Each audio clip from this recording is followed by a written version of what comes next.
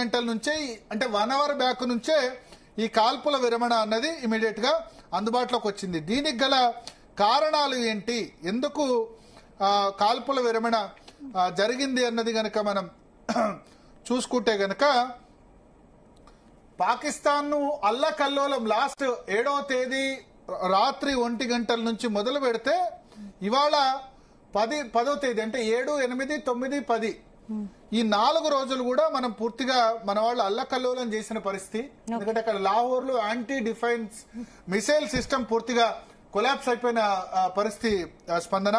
అట్లాగే మనం చూస్తే కనుక మిలిటరీ ఎయిర్ బేస్లు చాలా ఇవాళ దాదాపు 8 మిలిటరీ ఎయిర్ బేస్లు కూడా మనం ధ్వంసం చేసిన పరిస్థితి. దీంతో పాకిస్తాన్ తోక ముడవక తప్పలేదు. అందుకని Pakistan director general military operations స్వయంగా ఫోన్ చేసి మన డైరెక్టర్ జనరల్ మిలిటరీ ఆపరేషన్స్ కు మనం ఇంకా ఆపేద్దాం, ఇంకా చాలు. భరత్, ఇక్కడ యుద్ధంలో భారత్ పై చేయిగా ఉంది కదా, మరి కాల్పుల విరమణకు మనం అంగీకరించాల్సిన అవసరం ఏమొచ్చింది అనుకో. అంటే ఒకటి ఇక్కడ మనం ఒకటి తెలివిగా ఆలోచించాలి. ఒకటి ఏంది, మనం ఏం ప్రూవ్ చేసాం, ఫస్ట్ వాళ్ళు పహల్గామ్ లో టెర్రరిస్టులు కాల్పులు జరిపారు. ఆ తర్వాత మనం 7వ తేదీ ఆ టెర్రరిస్టుల స్థావరాల్ని మనం ధ్వంసం చేశాం. దానిలో 5 పేరు మోసిన టెర్రరిస్టులు చనిపోయారు. లష్కర్-ఏ-తోయిబా, జైష్-ఏ మహమ్మద్ ఉగ్రవాద సంస్థలు చనిపోయారు. చనిపోయిన తర్వాత వాళ్ళు ఏం చేశారు, డ్రోన్స్ అటాక్ చేశారు. డ్రోన్స్ అటాక్ అంటే మన చిన్నపిల్లలు రాకెట్ దీపావళికి రాకెట్ ముట్టించి ఏదో పైశాచిక ఆనందం పొందారు. ఇన్ని డ్రోన్స్ అటాక్ చేసినా అక్కడ ప్రాణ నష్టం ఏమైనా జరిగిందా? ఒక 3కి పంజాబ్ లో గాయాలయ్యాయి. మిగతా వాటన్నిటి కూడా మన యాంటీ డిఫెన్స్ మిసైల్ సిస్టమ్ అంతా కూడా డిఫ్యూజ్ చేసింది. ప్రాణ నష్టం మన వైపు నుంచి ఎక్కడ జరిగిందంటే ఈ ఎల్ఓసి వెంబడి జమ్మూ కాశ్మీర్ లో మాత్రమే ఎల్ఓసి ఉంది కదా, లైన్ ఆఫ్ కంట్రోల్ దగ్గర పూంచ్, రాజౌరి, నౌషార్ సెక్టార్, ఈ సెక్టార్ లో దాదాపు 16 మంది మొన్నటి వరకు చనిపోయారు. ఇప్పటి వరకు ఒక 25 మంది దాకా చనిపోవచ్చు, కొద్దిమంది జవాన్లు కూడా చనిపోవచ్చు. అటువైపు కూడా అంతే ప్రాణ నష్టం జరిగింది. At the same time Pakistan దగ్గర ఇప్పుడు అదే చిచ్చుబుడ్లు రాకెట్లు ముట్టించి పంపించారు తప్ప దానివల్ల కించిత్ నష్టం మనకు జరగలేదు. కానీ ఎంటైర్ పాకిస్తాన్ ఎయిర్ స్పేస్ కూడా ఆగిపోయిన పరిస్థితి. వాళ్ళ ఎక్కడో వాళ్ళు ఆల్రెడీ బిచ్చం ఎత్తుకుంటున్నారు కదా. సో మనం వాళ్ళకి ఏంటంటే ఒక శాంపిల్ చూపించాం, ఒక శాంపిల్ మీరు మాతో పెట్టుకుంటే ఇట్లా ఉంది. పూర్తి స్థాయి యుద్ధం అంటే 2 న్యూక్లియర్ వెపన్స్ ఉన్న దేశాలు, పూర్తి స్థాయిలో ఎవరు విజేతగా ఉండరు. కానీ పాకిస్తాన్ ఆల్రెడీ అడుక్కు తింటుంది. మన ఎకానమీ మనం ఎందుకు నాశనం చేసుకోవాలి? ప్రపంచంలో 4వ అతిపెద్ద జీడిపి మనది. భారత్, అమెరికా, చైనా, జపాన్ తర్వాత 4వ అతిపెద్ద జీడిపి కలిగే దేశం. పాకిస్తాన్ జీడిపిలో 100వ స్థానం, 120వ స్థానంలో ఉంటుంది కదా. ఈ నిన్ననే IMF దగ్గర అడుక్కుని 28,000 కోట్ల రూపాయలు తీసుకున్నారు అప్పుగా. అప్పు కూడా ఎవడు ఇవ్వట్లేదు పాకిస్తాన్కి, ఫ్రీ కాదు, అప్పుగా కూడా ఆ 28,000 కోట్ల రూపాయలు. మనం కాళేశ్వరం ప్రాజెక్టు కోసం 1,00,000 కోట్లు తెలంగాణ ప్రభుత్వం అప్పు తీసుకున్నాం. అర్థమైందా? తెలంగాణ ప్రభుత్వం ఒక చిన్న ప్రభుత్వం, 3 కోట్ల జనాభా కలిగిన ప్రభుత్వం, 1,00,000 కోట్లు కాళేశ్వరం ప్రాజెక్టు దగ్గర, మన మొత్తం అప్పు 8 లక్షల కోట్లు కదా. పాకిస్తాన్ నిన్న 28,000 కోట్ల అప్పు తీసుకోవడానికి IMF ఇంటర్నేషనల్ మానిటరీ ఫండ్ దాకా పోవాల్సి వచ్చింది. తెలంగాణ రాష్ట్ర అప్పు ఇవాళ కొట్టుకుంటారు కదా టీఆర్ఎస్, కాంగ్రెస్, ఎంత 8 లక్షల కోట్లు. ఒక 28,000 కోట్ల రూపాయల అప్పు తీసుకోవడానికి కూడా పాకిస్తాన్కి ఎవడు ముందుకు రాక ఇంటర్నేషనల్ మానిటరీ ఫండ్ ను అడుక్కోవాల్సి వస్తుంది. అంటే ఎంత దీనస్థితితో ఆలోచించండి. ఒక రాష్ట్ర ప్రభుత్వం తీసుకున్న అప్పు కూడా వాళ్ళు తీసుకోలేకపోతున్నారంటే ఎంత దారుణమైన పరిస్థితిలో ఉన్నారు. ఇప్పుడు వాళ్ళ అల్టిమేట్ గా ఏమైతుందంటే యుద్ధం జరిగినప్పుడు 2 వైపులో కూడా ఇప్పుడు రష్యా ఉక్రెయిన్ ఉంది. రష్యా డెఫినెట్ గా ఉక్రెయిన్ కంటే పెద్దదే.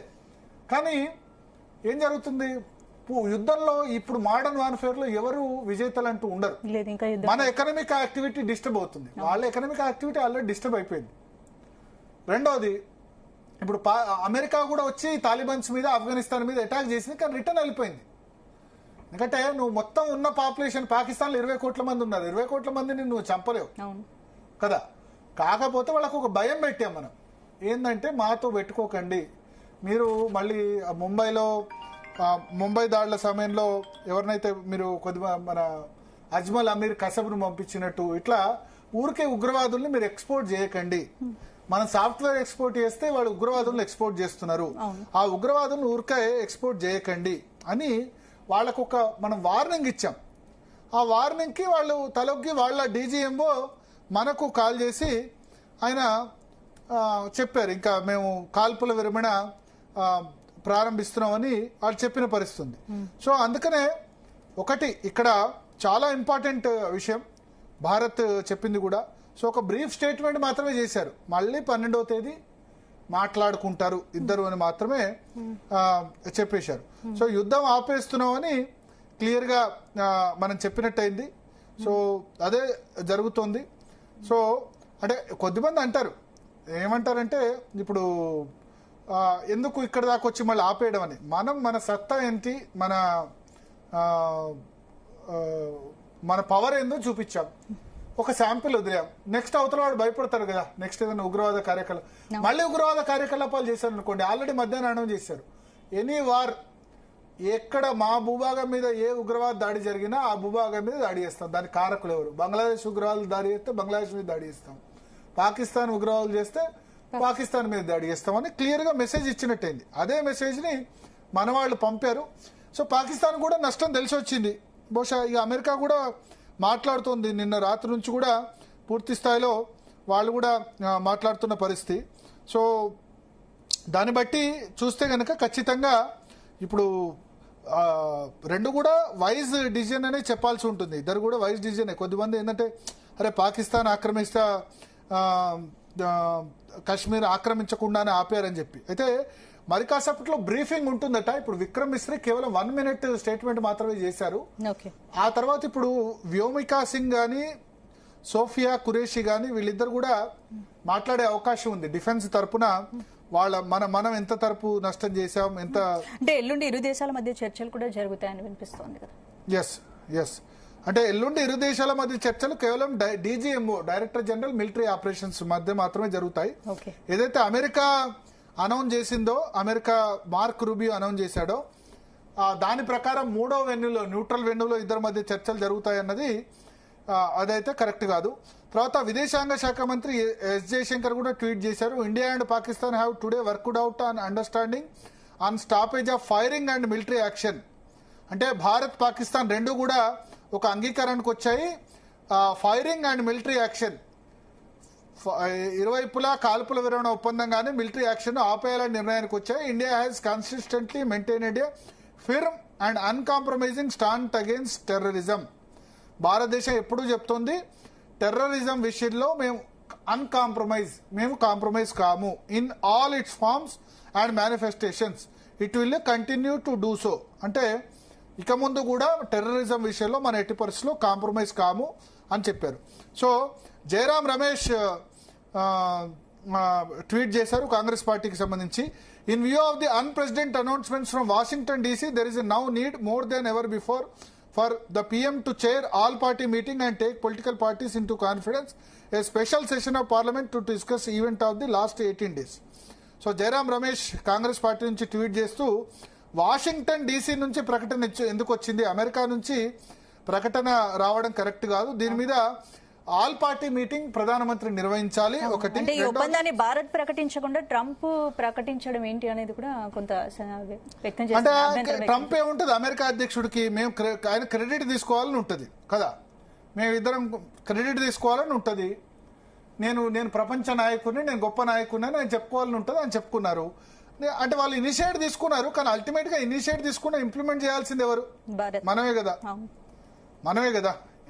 ఇమీడియట్ గా వాళ్ళు ఎంత డిసిజన్ తీసుకున్నా దాన్ని నిర్ణయం తీసుకోవాల్సింది ఈ విషయమే కదా. పాకిస్తాన్ అడ్డి ఆల్రెడీ విరిచిన తర్వాత ఆల్ అవుట్ వార్ అంటే ఇంకా చెప్పలేం. అయితే ఒకటి ఇప్పుడు మినిస్ట్రీ ఆఫ్ డిఫెన్స్ కు సంబంధించి వాదన చూడాలి మనం. ఇప్పుడు మినిస్ట్రీ ఆఫ్ ఎక్స్టర్నల్ అఫైర్స్ అంటే విదేశాంగ శాఖ మంత్రిత్వ సెక్రటరీ మాత్రమే మాట్లాడారు, విక్రమ్ మిశ్రే మాట్లాడారు. మినిస్ట్రీ ఆఫ్ డిఫెన్స్ రక్షణ శాఖలో ఇప్పుడు వ్యోమికా సింగ్ వాళ్ళిద్దరు మాట్లాడాల్సి ఉంది.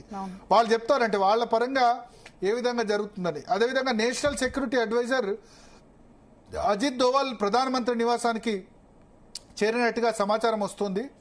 ఆపరేషన్ సింధూర్ మీద 6:15 గంటలకి మళ్ళీ బ్రీఫింగ్ ఉంది మరి కాసేపట్లో. ఏ నిమిషమైనా అది స్టార్ట్ కావచ్చు. సోఫియా ఖురేషి గాని వ్యోమికా సింగ్ వాళ్ళిద్దరి బ్రీఫింగ్ కూడా మరి కాసేపట్లో ఉన్న పరిస్థితి మనకు కనిపిస్తోంది. సో మొత్తానికి సీజ్ ఫైర్ అన్న వర్డ్ ఇప్పుడు పూర్తిగా ట్రెండింగ్ లో ఉన్న పరిస్థితి. సీజ్ ఫైర్ ఎందుకు వచ్చింది ఏంటి అన్నది దాని బ్యాక్గ్రౌండ్ ఏంటి అన్నది కూడా మనం చూడాలి. అంటే భరత్ పీఓకే విషయంలో ఎలాంటి నిర్ణయం తీసుకోలేదా? పాకిస్తాన్ ఆక్రమిత కశ్మీర్ విషయంలో దాని విషయంలో ముందుకెళ్లడం సంబంధించి ఇప్పుడు కాల్పుల విరమణ అంటే అన్ని చోట్ల కూడా అందుబాటులో ఉంటుంది. పీఓకి సంబంధించి లేటర్ స్టేజ్ లో ఆలోచించవచ్చు. ఇప్పుడే వెళ్తారు అని మనం చెప్పలేం. పాకిస్తాన్ మరొక ఛాన్స్ ఇవ్వచ్చు. తర్వాత ministry of information and broadcasting సమాచార ప్రసార శాఖ ఇచ్చింది క్లియర్. అదేంటంటే stoppage of firing and military action between India and Pakistan was worked out directly between the two countries. Bharat Pakistan మధ్య డైరెక్ట్ గా వచ్చింది, ఇది అమెరికా ఇంటర్ఫియరెన్స్ కాదు అని తేల్చి చెప్పింది. Pak DGMO initiated the call Pak DGMO initiated the call this afternoon after which discussions took place and understanding reached. Pakistan director general military operations call చేశారు. Initiated call అంటే వాళ్ళ ముందు కాల్ చేసి మన ఇక కాల్పులు ఆపేద్దామని అన్నారు. అన్నదానికి మేము చర్చించి which discussions took place and understanding reached. Discussion జరిగి అండర్స్టాండింగ్ అన్నది ఓకే అయింది. No decision to hold talks on any other issue at any other place. So America secretary of state ఏమన్నారు, భారత్ పాక్లు రకరకాల ఇష్యూస్ మీద, బ్రాడర్ ఇష్యూస్ మీద ఈ రెండు దేశాల్లో కాకుండా న్యూట్రల్ వెన్యూలో థర్డ్ దేశంలో, వేరే దేశంలో చర్చలు జరుపుతాయని చెప్పారు. ఆ విషయాన్ని మన భారత ప్రభుత్వం ఖండించింది. No decision to hold talks on any other issue at any other place అని క్లియర్ గా మన వాళ్ళు చెప్పిన పరిస్థితి. సో మొత్తానికి ఒక విధంగా చూస్తే సమాచార ప్రసార శాఖ క్లారిటీ ఇచ్చింది. చర్చలు పాకిస్తాన్తో ఏముండవు, కేవలం సీజ్ ఫైర్ మాత్రమే. అదే కేఏ పాల్ స్పందించారు. కేఏ పాల్ ఏం చెప్పారంటే యుద్ధం తానే ఆపానని ఆయన చెప్పుకుంటున్న పరిస్థితి. ఇట్లా చాలా మంది ట్రంప్ చెప్పుకుంటారు, కేఏ పాల్ చెప్పుకుంటారు యుద్ధం ఆపారని చెప్పి. ఏదైనా అమెరికా రోల్ ఉంది, మన ట్రంప్ తో కంపేర్ అయితే చేయకూడదు. అమెరికా రోల్ ఉంది, కానీ డైరెక్ట్ గా వీళ్ళిద్దరు మాట్లాడుకోవడం వల్ల, డీజీఎంఓ మాట్లాడుకోవడం వల్ల ఈ పరిష్కారం వచ్చినట్టుగా మనకు అర్థమవుతుంది. చాలా క్లియర్ గా ఇన్ఫర్మేషన్ అండ్ బ్రాడ్కాస్టింగ్ మినిస్ట్రీ తన ట్వీట్ పెట్టింది, తర్వాత అంతా పబ్లిసిటీ చేస్తుంది. దీనిలో వేరే దేశం లేదు, వేరే దేశం రోల్ లేదని కూడా చెప్పిన పరిస్థితి. సో కొద్దిమంది అంటారు పాకిస్తాన్ మందుగుండు అయిపోయింది కాబట్టి వాళ్ళు కాల్పుల విరమణ, మళ్ళా మన అగ్ని, బ్రహ్మ, ఇంకా చాలా, అసలు మన ఒక 5% కూడా వాడలేదు స్పందన. మన బ్రహ్మోస్ మిసైల్ గానీ, అగ్ని క్షిపణి గానీ ఇవన్నీ వాడలేదు. సరే, అంటే మనం ఇట్లా అంటే యుద్ధకాంక్ష అంటాం. యుద్ధకాంక్ష కాదు, మనం జస్ట్ శాంపిల్. వాళ్ళు 10,000 రూపాయల రాకెట్లు వాడారు, కానీ మన S-400 మనం ఎంత ధ్వంసం చేసిందో మనకు తెలుసు. సో ఒకటి టెంపరరీ సీజ్ ఫైర్ మాత్రమే, only stopping of exchange of fire through land, air and sea మాత్రమే అని దీన్ని స్పష్టం చేశారు. అయితే భారత్ ఒక న్యూ రిజల్యూషన్ తీసుకుంది. భారత్ ఒక కొత్త రిజల్యూషన్ ఏం తీసుకుందంటే, any terror act is considered as war against India. ఇక నుంచి ఏ ఉగ్రవాద సంఘటన జరిగినా దాన్ని వార్ అగేన్స్ట్ ఇండియా, భారతదేశంపై యుద్ధం కింద పరిగణిస్తామని మన వాళ్ళు స్పష్టంగా దీని ద్వారా చెప్తున్నట్టుగా మనం అర్థం చేసుకోవచ్చు. సో అదే విషయం స్పష్టంగా చెప్తున్నారు. సో అమెరికా స్టేట్మెంట్ ఏదైతే ఉందో, మేము మీడియేట్ చేశామనడమే కాకుండా భారత్ పాకిస్తాన్లు చర్చలకు అంగీకరించాయి, ఆ రెండు దేశాల్లో కాకుండా వేరే దేశంలో న్యూట్రల్ వెన్యూలో చర్చిస్తాయని చెప్పారు ఏదైతే ఉందో, అది మేము చెప్పలేదు అని భారతదేశం క్లియర్ గా చెప్తుంది. అమెరికా చెప్పిన దానిలో పూర్తి స్థాయిలో నిజం లేదు అని చెప్తున్న పరిస్థితి. ఒక విధంగా యుద్ధం ఎందుకు ఆగిందంటే చాలా మంది అనుకోవచ్చు ఎందుకు ఆపారు ఇక్కడ అని చెప్పి. ఒకటి, Pakistan director general military operation స్వయంగా ఈ సాయంత్రం 3 గంటలకు కాల్ చేసి ఇంకా ఆయన దేహి అని అడుక్కోవడం ఒకటి. రెండవది ఏంటంటే, ఇప్పుడు మనది అతిపెద్ద ఆర్థిక వ్యవస్థ కదా. ఇప్పుడు మనం సరే పీఓకేని స్వాధీనం చేసుకోవడమా, లేకపోతే పాకిస్తాన్ పూర్తిగా కట్టడి చేసిన 20 కోట్ల మంది జనాభా ఉన్నారు కదా, 20 కోట్ల మందిని చంపేయలేం కదా. చంపాలంటే అణ్వాయుధాలు వేయాలి. అణ్వాయుధాలు వేస్తే దానిలో కూడా బతుకుతారు. ఇప్పుడు జపాన్ లో అణ్వాయుధాలు వేస్తే హిరోషిమా నాగసాకి మీద అమెరికా, జపాన్ మళ్ళీ లేసి వచ్చింది కదా.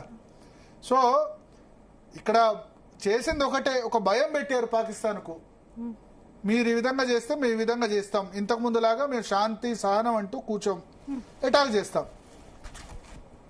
ప్లస్ రెండవది పాకిస్తాన్ పరిస్థితి నేను ఇంతకుముందు చెప్పినట్లు 28,000 కోట్లు అప్పడుకునేందుకే ఇంటర్నేషనల్ మానిటరీ ఫండ్ దాకా వెళ్లాల్సిన పరిస్థితి వాళ్ళది.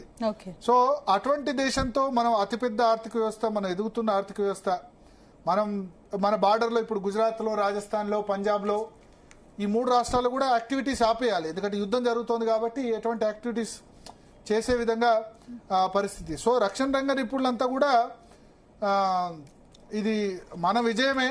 ఎందుకంటే వాళ్ళంతా వాళ్ళు కాల్ చేసి, వాళ్ళు డైరెక్టర్ జనరల్ మిలిటరీ ఆపరేషన్స్ ఇవాళ సాయంత్రం 3:35 కాల్ చేసి వాళ్ళు చేశారు కాబట్టి అది మన విజయమే అని చెప్తున్నారు. కాంగ్రెస్ పార్టీ అయితే పార్లమెంట్ సెషన్ వెంటనే ఏర్పాటు చేయండి, discuss the events of the last 18 days, గత 18 రోజులుగా అంటే ఫిబ్రవరి 22వ తేదీ నుంచి జరుగుతున్న విషయాన్ని డిస్కస్ చేయండి, beginning with the brutal Pahalgam terror attacks and the way forward and to demonstrate A collective resolve.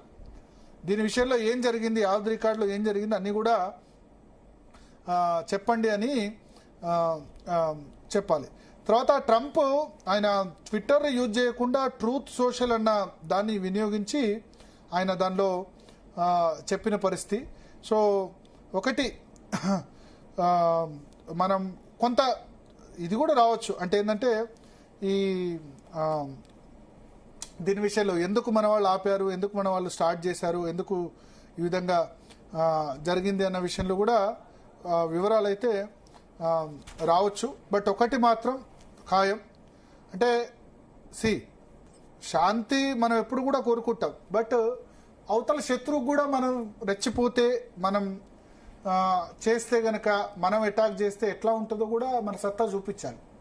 So ఆ సత్తా మనం క్లియర్గా చూపించామని చెప్పుకోవచ్చు. ఒకసారి విక్రమ్ మిశ్రీ ప్రకటన ఉంటే మరొకసారి రిపీట్ చేయగలరు. విక్రమ్ మిశ్రీ ప్రకటన మరొకసారి మనం, ఎందుకంటే అఫీషియల్గా ఆయన మాట్లాడారు కాబట్టి ఆయన ఏమన్నారో ఒకసారి చూడొచ్చు. జస్ట్ బ్రీఫ్ 1 minute స్టేట్మెంటే విక్రమ్ మిశ్రీ చేశారు. ఆ 1 minute తర్వాత మళ్ళీ మినిస్ట్రీ ఆఫ్ డిఫెన్స్ బ్రీఫింగ్ కూడా త్వరలో ఉంటుందని చెప్పారు. మరి కాసేపట్లోనే మినిస్ట్రీ ఆఫ్ డిఫెన్స్ బహుశా వ్యోమికా సింగ్, సోఫియా ఖురేషి ఇద్దరు కూడా వాళ్ళిద్దరు కూడా మాట్లాడే అవకాశం ఉంది. ఒకసారి విక్రమ్ మిశ్రీ ఏమన్నారో ఒకసారి చూద్దాం. I have a very brief